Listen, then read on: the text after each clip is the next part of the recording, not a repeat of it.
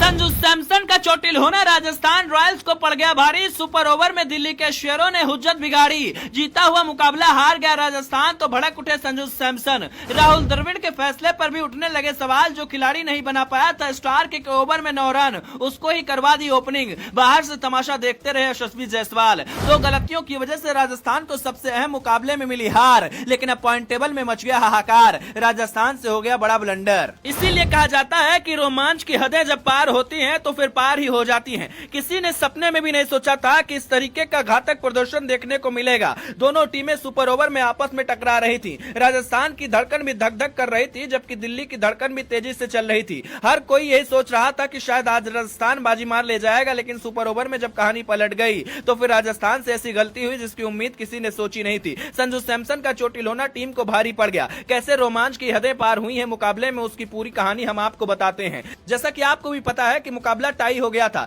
जिसके बाद super over कराया गया। लेकिन सुपर ओवर में जिस बात का डर हर किसी को सता रहा था वही हुआ। दरअसल मिचेल स्टार्क एकदम बदले की आग में जल रहे थे। पिछली पारी में संजू सैमसन और यशस्वी जायसवाल ने स्टार्क को ठीक ठाक चौके छक्के लगाए थे। स्टार्क एकदम से आग उगल रहे थे। उनको पता था कि इस मुकाबले में उनको कैसे अपने आप को साबित करना है, और बड़े मैच के बड़े खिलाड़ी तो मिचेल स्टार्क कहे ही जाते हैं। इस मुकाबले में जो कुछ देखने को मिला उस पर यकीन करना मुमकिन नहीं था। शुरुआत में रियान पराग आते हैं और उनके साथ में सिमरन हेटमायर को भेजा जाता है। ये सबसे बड़ी गलती राजस्थान की तरफ से थी। वो सिमरन हेटमायर जो एक ओवर में 9 रन नहीं बना सके थे मिचेल स्टार्क के ओवर में, आखिर उनको क्यों भेजा गया ये बात किसी के समझ में बिल्कुल भी नहीं आई। और तो और अगर बात करेंगे रियान पराग की, तो रियान पराग को भेजना भी किसी को समझ नहीं आया। हर कोई ये सोच रहा था कि यशस्वी जायसवाल आएंगे, लेकिन जब ऐसा नहीं हुआ तो उसका खमियाजा भी राजस्थान रॉयल्स को हार के तौर पर चुकाना पड़ा। राजस्थान ने सोचा भी नहीं था कि इस तरीके से सुपर ओवर में उसको हार मिलेगी, लेकिन जब रन ही नहीं बनेंगे तो क्या होगा। सुपर ओवर में खेलते हुए राजस्थान ने सिर्फ 11 रन बनाए और 5 ही गेंद वो खेल पाई। हैरान करने वाली बात तो ये रही कि फ्री हिट पर रन आउट हो गया,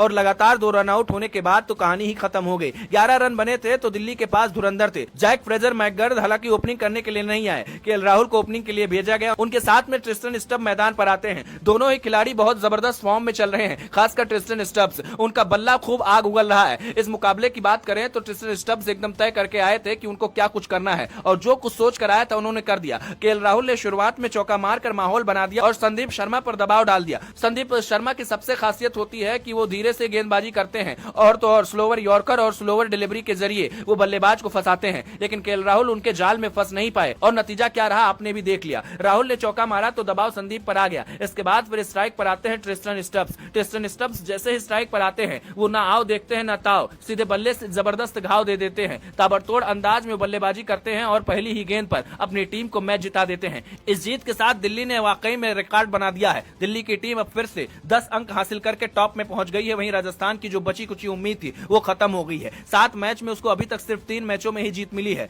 जबकि अगर दिल्ली की बात करेंगे तो 6 मैचों में वो सिर्फ 1 मैच हारी है। वाकई में जब से अक्षर पटेल को कप्तानी मिली है ऐसा खतरनाक प्रदर्शन दिल्ली कर रही है जिसके बारे में किसी ने सोचा भी नहीं था। इस मुकाबले में अक्षर पटेल ने दिल जीतने का काम कर लिया। खैर अब देखना होगा कि राजस्थान के शेर क्या करेंगे, लेकिन संजू सैमसन का चोटिल होना भी राजस्थान को भारी पड़ गया। आपने देखा कि बल्लेबाजी करने के दौरान ही वो रिटायर्ड हर्ड हो गए। अगर संजू सैमसन खेल रहे होते तो शायद कहानी पलट सकती थी, लेकिन संजू सैमसन अभी चोटिल है और अब उनके अगले मुकाबले में खेलने पर भी संदेह है, जो राजस्थान के लिए किसी काले साए से कम नहीं है। वहीं दूसरी तरफ दिल्ली का हर एक बल्लेबाज फुल फॉर्म में चल रहा है। अब देखना होगा कि राजस्थान क्या वापसी कर पाएगी या नहीं। लेकिन सुपर ओवर का मुकाबला आपको कैसा लगा और क्या लगता है किसकी वजह से राजस्थान को हार मिली, अपनी राय कमेंट कर बताएं।